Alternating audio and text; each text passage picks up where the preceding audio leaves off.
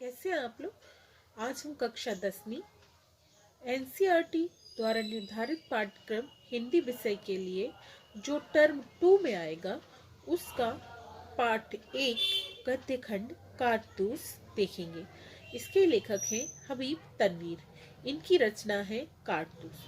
तो पहले हम लेखक का परिचय जान लेते हैं। हबीब तनवीर का जन्म 1923 ईस्वी में छत्तीसगढ़ के रायपुर जिले में हुआ था। 1944 में उन्होंने नागपुर से स्नातक की उपाधि प्राप्त की। इसके बाद उन्होंने ब्रिटेन की नाट्य अकादमी से नाट्य लेखन का आरंभ किया और फिर दिल्ली लौटकर पेशेवर नाट्य मंच की स्थापना की। हबीब तनवीर ने नाटककार, पत्रकार, कवि, नाट्य निर्देशक, अभिनेता आदि कई रूपों में प्रसिद्धि हासिल की। इसके अतिरिक्त इन्होंने लोक नाट्य के क्षेत्र में भी महत्वपूर्ण कार्य किया।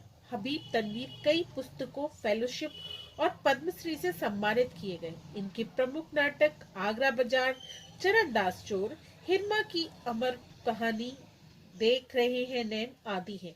इन्होंने नाटकों का आधुनिक रूपांतर भी किया, जिसमें से प्रमुख मुद्राक्षक, बसंत ऋतु का सपना, मिट्टी की गाड़ी और साजापुर की शांतिबाई है। अब हम देखेंगे प्रस्तुत पाठ में हमें पढ़ना क्या है। यानी कि इनका जो नाटक है कारतूस एक एकांकी है, नाटक नहीं है, एकांकी है। तो पहले हम में जानेंगे कि इसकी स्टोरी क्या है जो इस पाठ में हमें पढ़ना है।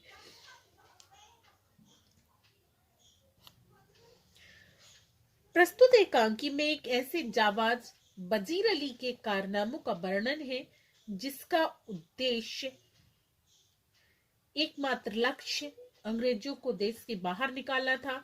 यह दिलेर इतना निडर था कि शेर की मांद में पहुंचकर उससे दो दो हाथ करने की भांति कंपनी की बटालियन के खेमे में आ पहुंचा और उसने उनके कर्नल पर ऐसा रोब जमाया कि उनके मुंह से भी वजीर अली के लिए प्रशंसा के ऐसे शब्द निकले जो किसी शत्रु या अपराधी के लिए नहीं बोले जा सकते। देखेंगे हम प्रस्तुत पाठ का सार। वजीर अली और सादत अली। अंग्रेजी शासन की ओर से कर्नल कॉलिंज अपने एक लेफ्टिनेंट को लेकर वजीर अली को गिरफ्तार करने के लिए हफ्तों से डेरा डाले हुए थे, लेकिन वह हाथ नहीं आ रहे थे और वजीर अली के दिल में अंग्रेजों के प्रति नफरत है। लेफ्टिनेंट कर्नल से पूछता है कि सादत अली कौन है। तब कर्नल उन्हें बताते हैं कि सादत अली आसिफ उद दौला का भाई है। वह वजीर अली का दुश्मन भी है। नवाब आसिफ उद दौला के यहाँ कोई लड़का नहीं था। वजीर अली के जन्म को सादत अली ने अपनी मौत माना। अंग्रेजों से सादत अली को अवध की तख्त पर बैठा दिया था। वह अंग्रेजों का दोस्त और ऐश आराम पसंद आदमी था। उसने अंग्रेजों को अपनी आधी जायदाद तथा 10 लाख रुपए दे दिए थे और वह मजे करने लगा। अफगानिस्तान के बादशाह के हमले का आमंत्रण लेफ्टिनेंट कर्नल को बताता है कि वजीर अली ने अफगानिस्तान के बादशाह शाह जमा को हिंदुस्तान पर हमला करने के लिए आमंत्रण दे दिया है। कर्नल उसे बताता है कि हमले की दावत उससे पहले टीपू सुल्तान ने दी और फिर वजीर अली ने ही उसे दिल्ली बुलाया और शमसुद्दीन औला ने भी। तभी लेफ्टिनेंट कर्नल ने शमसुद्दीन दौला के विषय में पूछता है। कर्नल उसे बताता है कि शमसुद्दीन दौला बंगाल के नवाब का रिश्ते का भाई था। तत्कालीन समय में कंपनी के खिलाफ सारे बंगाल में एक लहर दौड़ गई थी।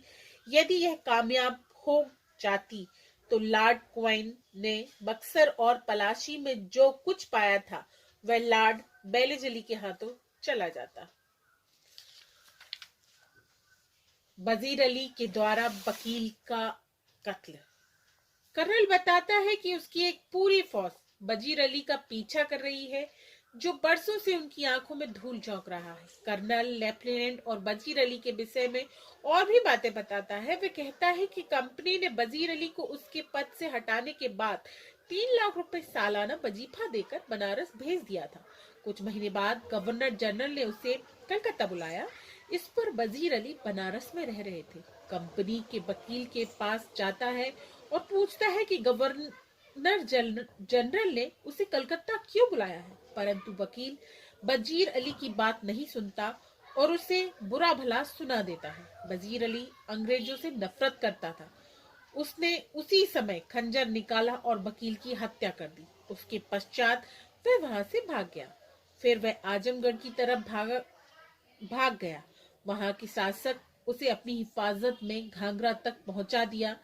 अब वह अपने लोगों के साथ वहां के जंगलों में भटक रहा था। कर्नल द्वारा वजीर अली की योजना लेफ्टिनेंट को बताना। लेफ्टिनेंट के पूछने पर कर्नल वजीर अली की योजना के विषय में बताता है कि वह किसी भी तरह नेपाल पहुंचना चाहता है। वह अफगानी हमले का इंतजार कर अपनी ताकत बढ़ाना चाहता है तथा अवध पर कब्जा करना चाहता है। वह अंग्रेजों को भी हिंदुस्तान से निकालना चाहता है। लेफ्टिनेंट कहता है कि नेपाल पहुंचना उसके लिए कोई मुश्किल कार्य नहीं है और हो सकता है वह पहुंच भी गया हो। इस पर कर्नल कहता है कि हमारी फौजें और नवाब सआदत अली के सिपाही उनका पीछा कर रहे हैं और हम यह भी जानते हैं कि वह इन्हीं जंगलों में छिपा है। एक घुड़सवार का कर्नल के पास आना। एक सिपाही आकर कर्नल को बताता है कि दूर से धूल उड़ती दिखाई दे रही है। कर्नल और लेफ्टिनेंट दूर देखते हैं कि एक घुड़सवार उनकी ओर बढ़ा चला रहा है। लगता है वजीर अली का कोई आदमी उसे गिरफ्तार करवाना चाह रहा होगा। वह घुड़सवार आता है और एकांत में मिलने की मांग करता है। कर्नल व घुड़सवार में बातचीत।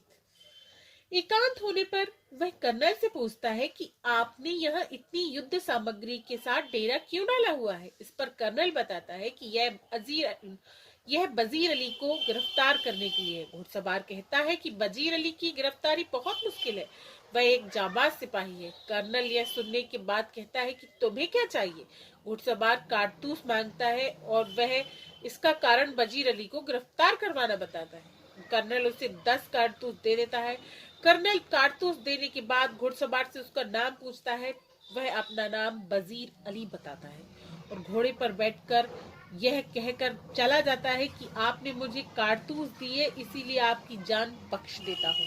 कर्नल उसे हक्का बक्का होकर देखता रह जाता है। तभी लेफ्टिनेंट कर्नल के पास आता है और पूछता है कि वह घुड़सवार कौन था। इस पर कर्नल उत्तर देता है कि वह एक जाबाज सिपाही था। यह हमारे पाठ का सार था, जो मैंने आपको संक्षेप में बता दिया कि इस पाठ में आपने क्या पढ़ना है।